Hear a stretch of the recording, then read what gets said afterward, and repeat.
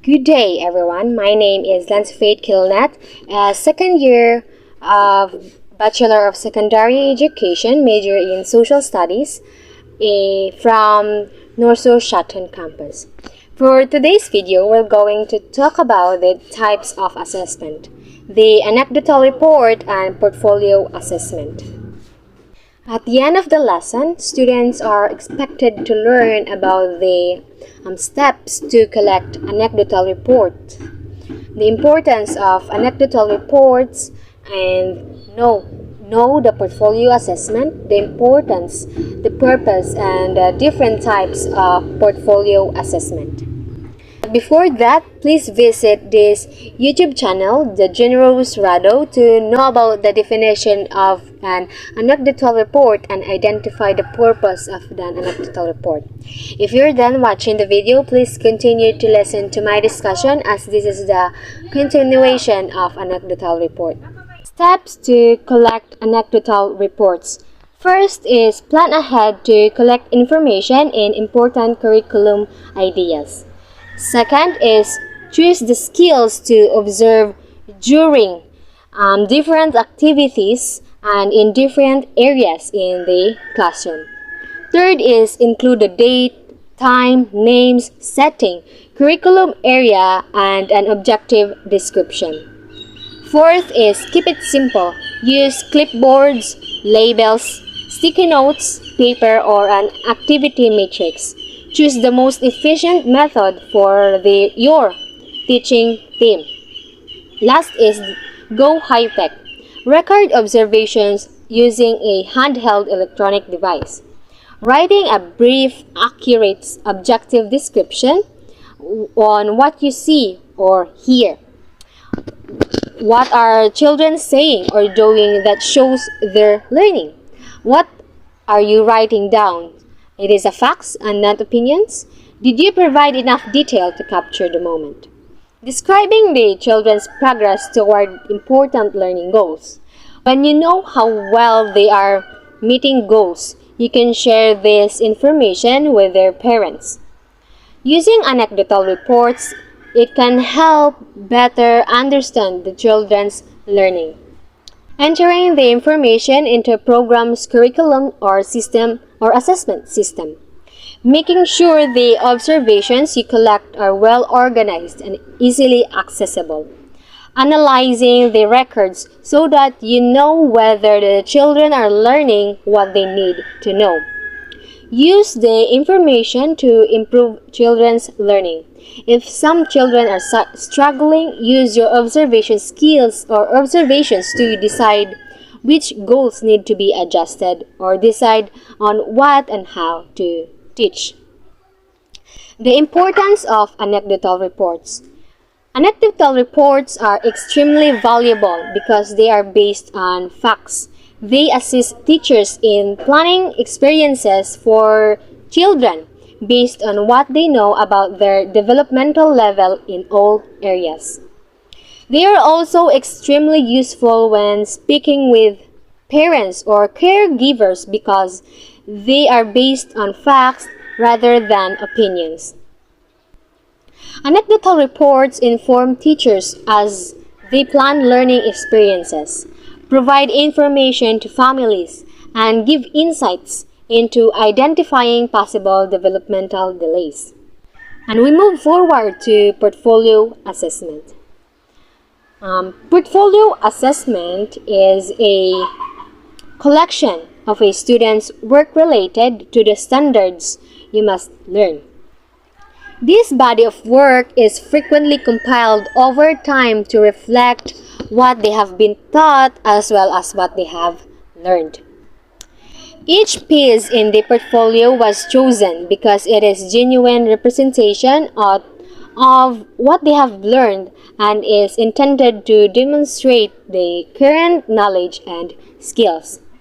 A portfolio, by definition, is a storybook that documents a student's learning progression throughout the year. Next is the purpose of portfolio assessment.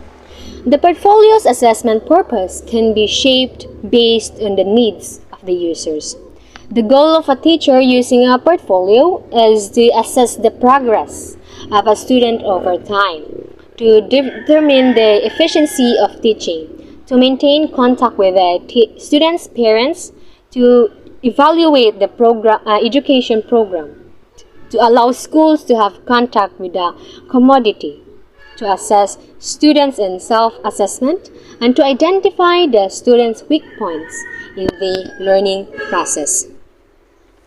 As a result, it has been necessary to first determine the purpose of the portfolio, as this will have a direct impact on the qualifications and collections of items in the portfolio.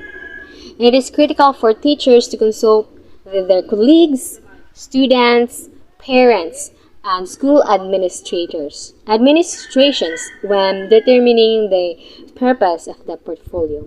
In this regard, it will aid in the appropriate and effective implementation of the portfolio. Next is the importance of portfolio assessment.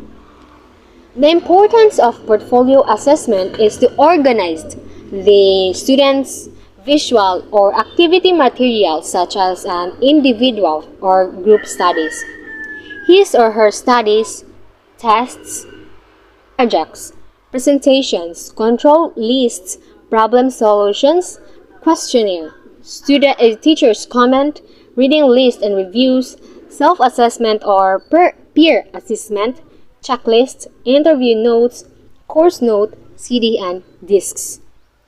Some believe that it is critical for teachers and students to collaborate in order to prioritize the criteria that will be used to assess and evaluate student progress. Students and teachers collaborate during the instructional process to identify significant pieces of work and the processes required for the portfolio. Students can receive feedback on their works from peers and teachers as they develop their portfolio. Because portfolio projects necessitate more time, there is more opportunity to introspection and collaborative reflection. This enables students to reflect on and report on their own thought processes as they monitor their own comprehension and observe their developing understanding of subjects and skills. The portfolio process is dynamic and is affected by the interaction between students and teachers. Next is, and the last, is the types of portfolio assessment. First one is the showcase portfolio. Showcase portfolio contains products like assignments, projects that demonstrate how capable the student is at any given moment.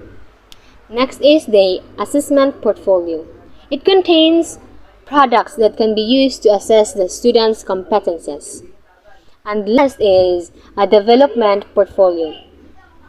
It shows how the student has developed and therefore demonstrates growth. This type of portfolio will often also contain products from various stages in the process. Stages in the feedback has been received and possibly also products from work which is still in progress. Teachers and administrators are shifting away from traditional paper and pencil assessments and toward alternative assessment methods.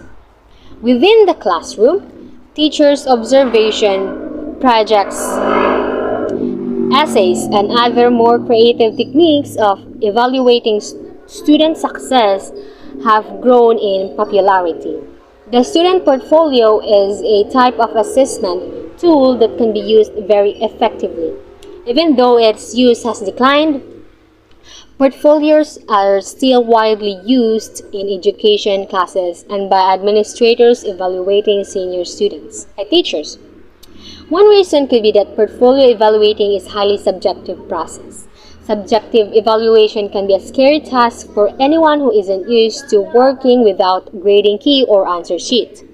Second, many teachers are uncertain about the purpose of portfolio and how to use it in the classroom. Finally, there is a question of how the portfolio can be effectively used to assess students' learning. And that's it. I hope you learn about the anecdotal reports and portfolio assessment. See you next time. Bye!